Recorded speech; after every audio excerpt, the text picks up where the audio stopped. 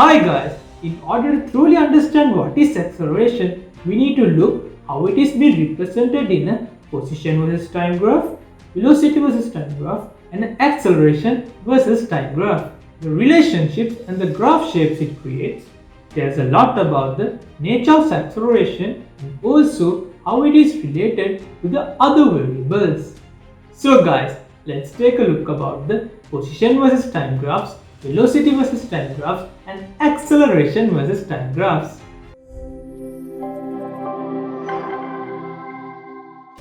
First, let us look at the definition of acceleration. The acceleration is the rate at which velocity changes with time. It is also meant by how quickly an object speeds up or slows down. What is the unit of acceleration? The unit of acceleration is meters per square second, and this is a vector physical quantity. Displacement and velocity are also vector physical quantities. The direction or the sign of acceleration points where the velocity is or was the greatest. So what does this mean? The velocity is not a constant in acceleration. So as time increases, velocity either increase or decrease.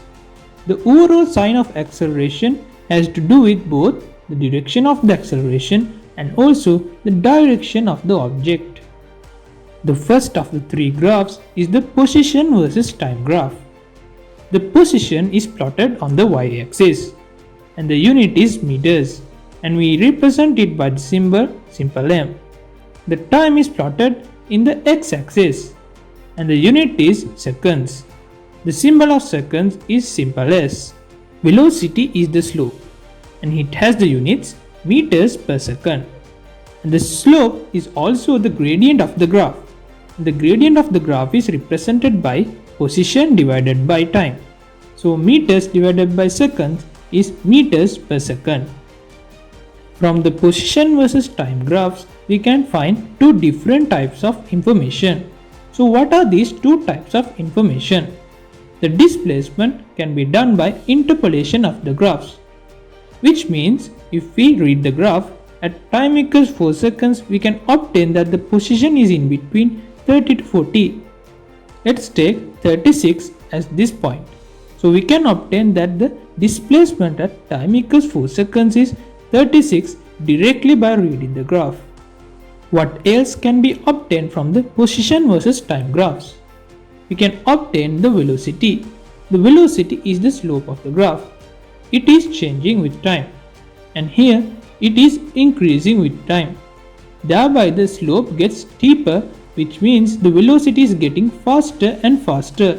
The next question is it possible to find acceleration from the position versus time graphs? It is impossible to find the acceleration by the position versus time graphs directly. There are tendencies when we interpret the position versus time graphs. The graph that moves up is moving forward, whereas the graph that moves down is moving backwards. So what does this mean? At constant velocity, a positive slope was moving forward or the positive velocity was moving forward. And also, negative slope or negative velocity was moving backwards. This goes same with the curves or quadratic shapes. Those parabolas represent the acceleration. As they curve towards these two parameters, these two invisible lines, the graphs will not hit, but it will curve. And if the graphs curves towards the slowing down, so the sideways opening of the parabola or the inverse relationship of the curve towards the horizontal line is seen, which means it is being slowed down. And if the graph is curved towards the vertical invisible line, this means it speeds up.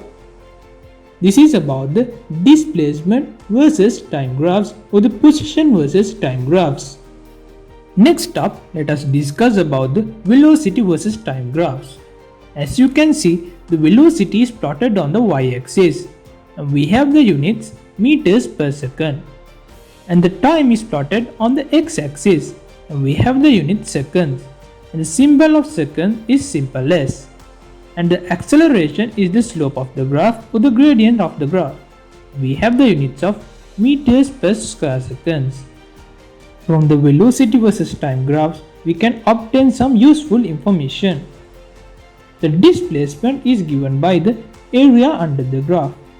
Here we can see the area of triangles and rectangles, which are simple to be solved, so we can obtain the displacement directly by finding the areas of these triangles and rectangles. But to find the velocity, we need to interpolate the graph or read the graph. Let us see what happens in between the times 2 to 4. We can obtain that the velocity at this is constant, and we have the velocity of 20 meters second from B to C. We can also find the acceleration. So how can we find the acceleration from the graph? If we use the slope of the line or the gradient of the line, we can find the acceleration. All the velocity versus time graphs are straight lines, either positive slopes, negative slopes, or zero horizontal slopes. We can see a positive slope from C to D. This is a positive acceleration. We can see a negative slope from E to F. Thereby, it is a negative acceleration. We can also see a zero slope in between B to C. This means it has a zero acceleration or a constant velocity. Similar to position versus time graphs, there are tendencies in velocity versus time graphs as well. So what are these tendencies? All the shapes above the x-axis are forward and below the x-axis are backward. And velocity is also a vector physical quantity. Thereby the positive velocity is represented in the forward part and the negative velocity is represented in the negative part. We can represent this in a coordinate system, and this coordinate system can be correlated with the traffic light system. So what happens here?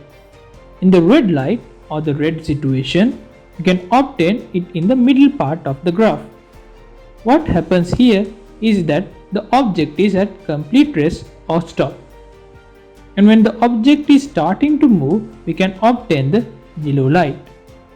At this position, it is moving slowly. And when we obtain the green light, we can see that the velocity is high here and the object is moving faster. And it happens in the opposite direction as well. It is represented here as slow and fast. What is represented by this particular arrow? We have a velocity when it is reaching 0, and also we can obtain that the object is moving backward as it is in the bottom part of the graph.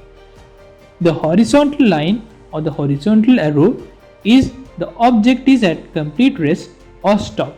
The third type of the graphs are the acceleration versus time graphs. The acceleration is plotted on the y-axis and it has the units meters per square seconds.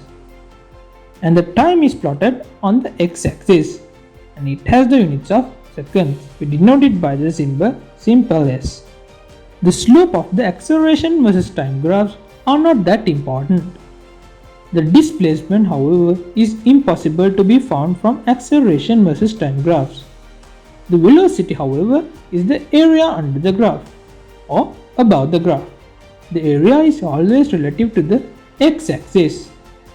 The acceleration can be found by interpolating or reading the graph. From an example, we can obtain that at time equals 2 seconds, the acceleration is 2. The acceleration versus time graphs only process straight lines. We can't have an acceleration that can change over time. If it does, it will change quickly. And the shift is represented by the vertical straight line from here to here in this particular acceleration versus time graph example. It is hard to read acceleration versus time graphs. We can find the values of acceleration, but we can't find out whether it is moving forward, backward, slowing down or speeding up. For the acceleration to be positive, both direction of acceleration and velocity point to the same direction. We can see above the graph speeding up forward and slowing down backward in the same direction. And we can also observe in the opposite direction slowing down forward and speeding up backwards. So guys, that's about the graphs related to position versus time, velocity versus time and acceleration versus time. We have already uploaded a video related to the definitions of displacement, velocity and acceleration. The link to that video is given in the description below. If you guys want to know about the definitions of position, displacement, velocity and acceleration, click on that link right now. Hope you guys enjoyed today's video. Have a nice day.